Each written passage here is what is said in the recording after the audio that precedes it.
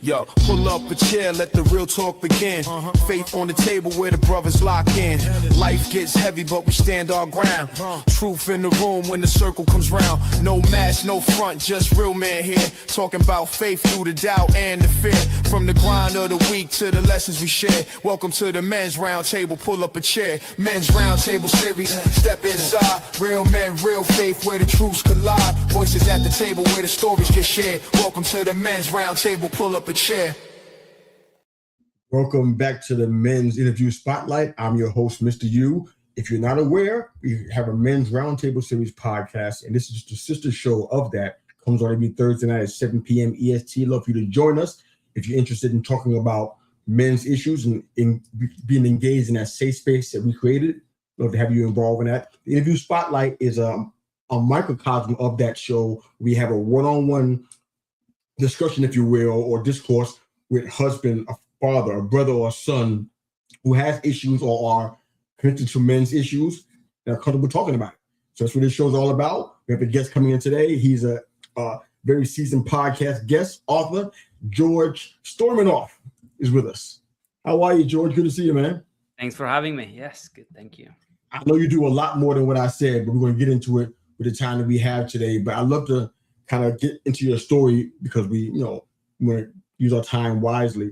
You have an incredible story of coming up in Bulgaria and how you and what you were dealing with when you were there. What was the transition like to leave Bulgaria and move to the UK? Kind of share that with us real quick. The transition was that I wanted to go on an adventure, and I met this woman who today is my wife. I'm happy to say.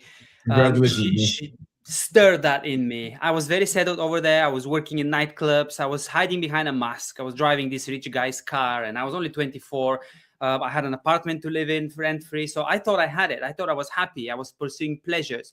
And then when you meet love, I'm beginning to think, okay, is that really me? Or could I leave it all behind in pursuit of something authentic? And little did I know that in pursuing her, I actually found myself.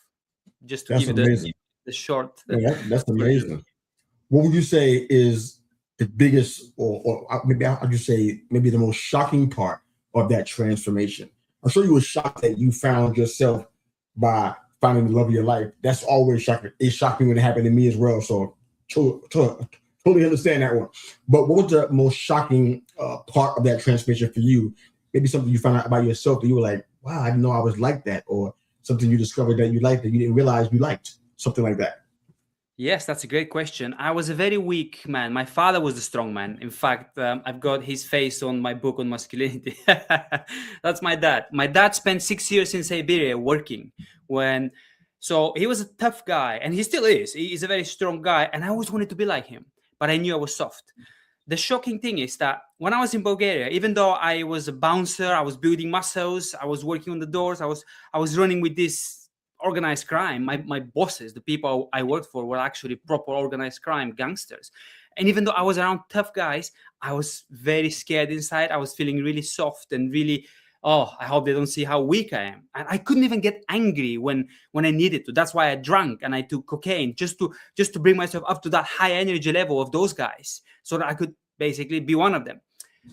The shocker was that when we started to live together with the love of my life, the shocker was that the anger that I was looking for to defend me, because there is a good part of anger, right? I mean, anger helps us draw boundaries. If you can't be angry at injustice, then you're not going to do a good job at drawing boundaries. And I never had that. I always allowed people to violate my boundaries. That's why I needed to build the big muscles to keep them away, because I didn't have anything internal to force, internal force like my dad had. But the shocker was that I discovered that when she would push my buttons, for example, address my pornography addiction, which when I was 24 or 5, I didn't even know it was bad. That's how deluded and blind I was. I thought, well, I've stopped running around with other women. I guess I'm okay now. And she would say, but do you think it's normal? Like you're still addicted to that sexual, lustful. And the shocker was that then I would get angry.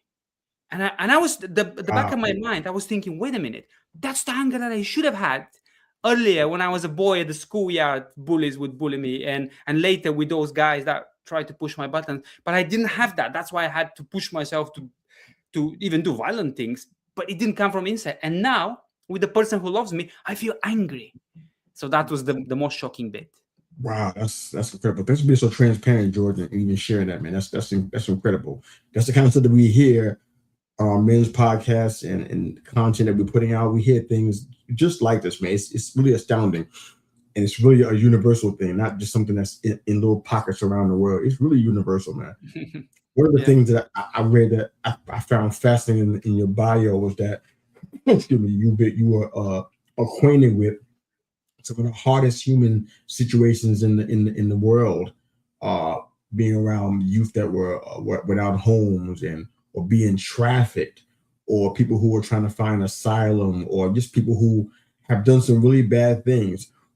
Just as a man, your perspective, George, why do you think we've gotten so comfortable seeing that stuff and not feeling anything or not doing anything about what we feel? Why do you think personally we've got to the place where that's so easy for us to do that? Well, I guess for the longest time, men had to be the primary builders of the world. Like I describe that in a way like men, at least up until the 20th century, men built everything and women equipped it. Men fought the battles and women nursed the wounded. So men had to basically stuff their feelings and go to war or go to work. Like my dad would wake up in the morning, have a cigarette, the whole house would smell like cigarette smoke. I didn't even know that this was different from other houses. Well, smoke a cigarette, doesn't drink any water, any coffee, nothing, no breakfast, and goes to work. And it's so for ever since I remember him until the day he retires. No, oh, I don't feel it today, However, there's a price to pay, because the world for the longest time has told us, man up, shut up, pick up your gun, go and fight, or pick up your shovel, whatever it is, be a man, because the world needed us to be men. And we had to, in that book about the blueprint of masculinity, I talk about two aspects. One is the blueprint, which is like the framework, like be strong, be tough, get it done. The other one is the soul. We all have a soul, the emotional life, the ability to feel. And the trouble is, for the longest time, for most men, up until the 21st century, I guess, broad generalization, but the blueprint had to be there in order to survive, protect your family, provide for them, at the expense of the soul.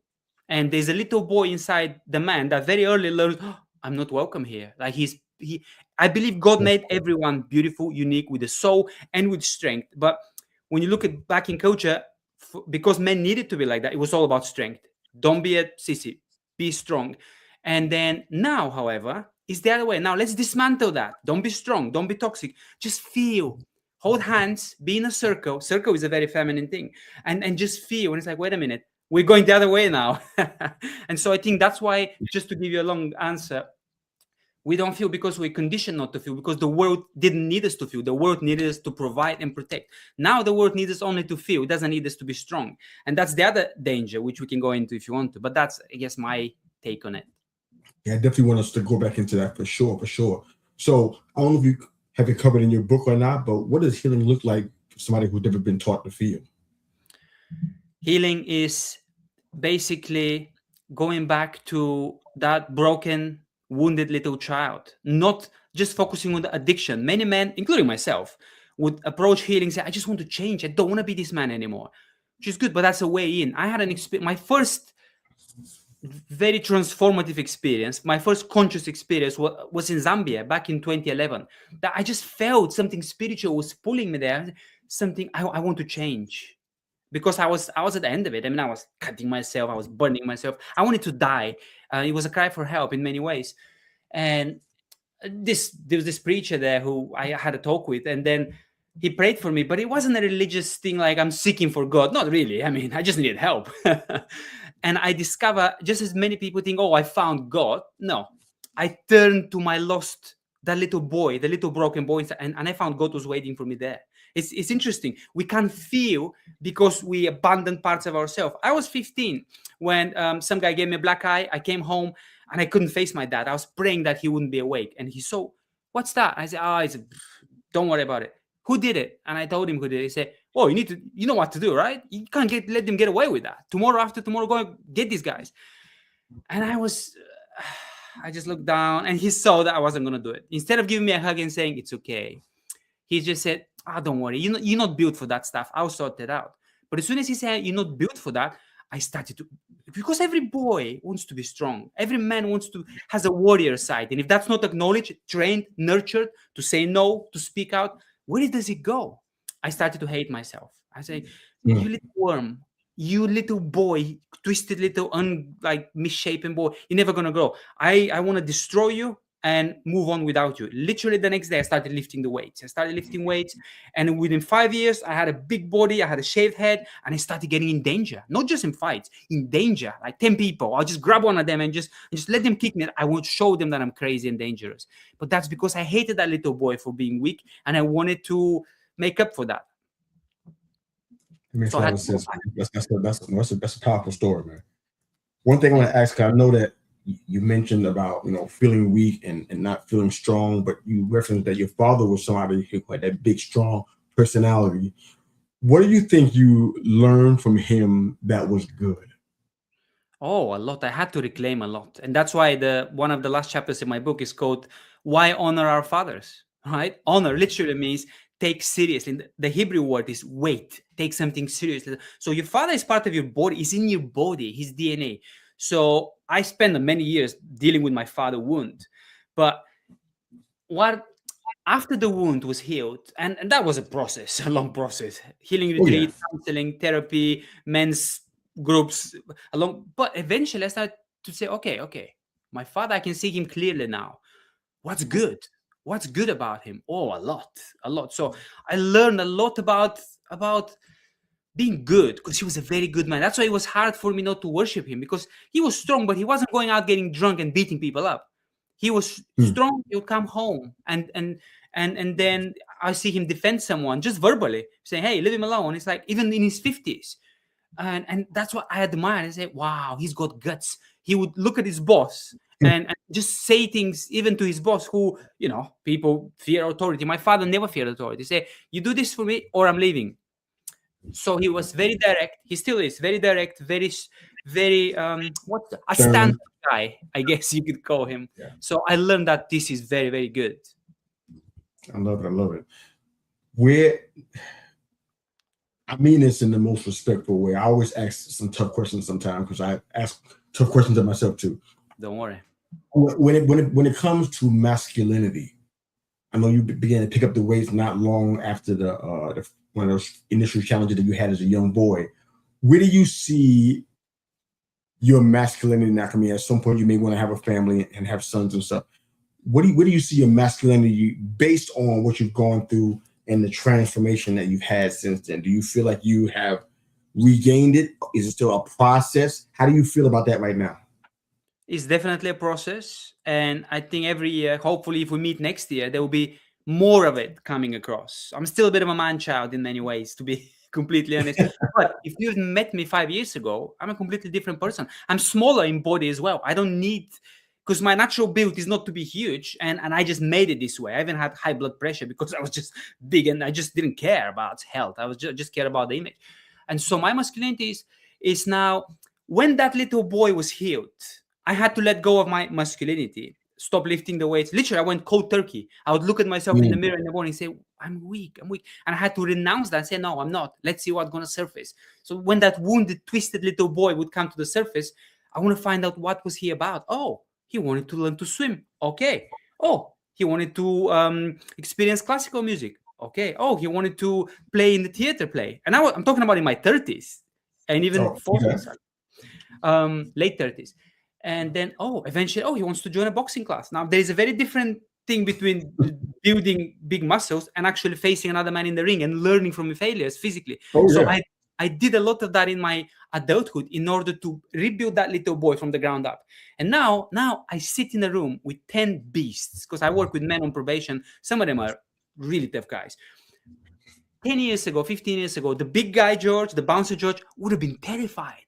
Now I'm right at home with them. They're my guys, and they see me and I see them. So I think, of course, there's a lot more to come. Of course, I'm still unfinished. I'm in many ways still quite immature, but where I've come from is kind of quite far. Just looking back, I'm thinking, if I can sit in the room and address those huge guys who don't even want to be there, they're not even very happy. So you need to handle it delicately. I'm good. I belong with men now. I never used to feel that I belonged with other men. That's awesome. That's awesome. I know there's gonna be a lot more growth to come, man. And you being so transparent, that's amazing. I can't imagine any man that's watching this right now or watches on the replay that's not gaining some insights from this, man. Very, very good. I want us to end the show going back a little bit to what we were talking about before, because I kind of feel like it's an important topic. And I'd love to hear your perspective on it. You know, you said something that it just hit me. I wanted to state it, but we had other questions first. You said the world doesn't want men to be strong anymore. Yeah. When I hear that, especially with what I see, because I don't have any sons, but I have 4 grandsons, and I think we're on 3 great grandsons right now. So there's an image I'm concerned about what they get from the environment around them. But the idea that the world doesn't want men to be strong anymore sounds kind of sinister to me. I feel like there's something attached to that I don't really feel comfortable with. I'd love to hear your thoughts on that and hear the thoughts of the women in your life. How do they view the idea of that? So you can answer both questions for me. How do you feel about it? And how do the women in your life, if they verbalize it to you, how do they feel about the idea of the world not needing men to be strong anymore? Yeah, that's a great question. The women in my life, I do live with 3 women. I have 2 daughters, but they're quite young. They're 8 and 10. And my wife, obviously, my wife sees right through that. She, just like me, this is just another cultural, just like back in the day, you couldn't, if you shed a tear, you were a sissy, right? You couldn't cry. Now it's like, if you do things that are more associated with manliness, like being competitive, going hunting, going fishing, and actually I love all these things. You're seen as a toxic, heartless man. And I think that's an attack to undermine masculinity, because when you have strong men, you have strong society. The trouble is with both extremes is that they throw the baby out with the bathwater. The first generation, I think men are so wounded by their fathers now, especially when you look at the men in power all over the world, that is, oh, we don't want to be like them. Not like forgetting that they built the world. There is something good in them, but okay, now we're going to be just embrace the universe and be all just protecting, like basically don't do anything, just don't be a man. And I think that's because they have their own father wounds. Collectively, the society had these huge father wounds, like, well, daddy, you were harsh, you came home, you beat us, you drank and smoked. Yeah, you built my life. Yeah, you set me on the next step where I can go higher, but I don't care about that. I'm literally going to cut the branch that I'm sitting on, which is you, and I'm going to leave you behind. Where are we going then? We're going now, okay, and we're repeating the mistakes of the previous generations when they say, okay, let's not feel. Now it's like, let's only feel. If you're strong, we suspect you. You must be toxic. And I see that as a very sinister thing. That's an attack against, because let's face it, the Western society, that's not in every society. It's in the West, because the Western society is so privileged. Now we have time to sit around and say, let's see what's wrong with my father. Oh, let's see what's wrong. Oh, my grandfather. Oh, okay. That's bad. And of course, my book is called The Father Wound. So of course, I'm very strong about deal with your wounds. Everyone has a father wound. And, but that's not where it ends. You don't want to leave that legacy of those strong men behind. You want to deal with the pain and then reclaim it. And now the society does not want to face the pain, doesn't want to reclaim it. And you just say, I'm just going to turn a new leaf. But when the Western society is so good, let's face it, everyone wants to come here, there. We are in the West together for a reason. And the problem is that because it's good, it's become almost like toothless. Like, you see, there was a guy in my village that everyone used to say, oh, he's a nice guy. He's such a nice guy. He could hardly walk. He was only 30 years old, but he had no backbone, no energy. He's not a nice guy. He's just very weak. There's a massive difference. A nice guy, a good guy, is someone who has the strength to be the life force, who could take action, but he's choosing to be good. There's a massive difference. And I think the West has become full of nice guys, but it's time for good men to become strong again, and not to go back and become like our grandfathers and just numb our feelings with drinking and smoking, but to have both. Keep our feelings, keep the ability to connect. I got 2 daughters. I have to be able to connect to them, but I'm never going to be weak. I'm never going to be just a parent to them. I want to be their father. I love that, man. Your perspective is refreshing and unique. Excuse me. Great having you on the show, man. So you have The Father Wound and Rise from the Ashes, right?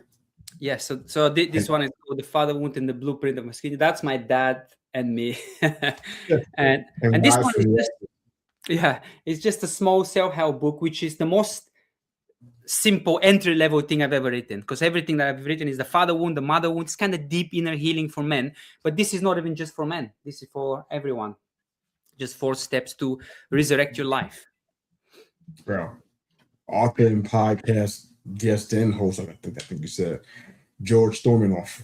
His perspective on manhood and fatherhood and just redefining masculinity was incredible. Thanks for being here, for sharing so much of your story and your insights, man. You were great to have on today. Thank you. It was such a pleasure, Yusuf. Thank you.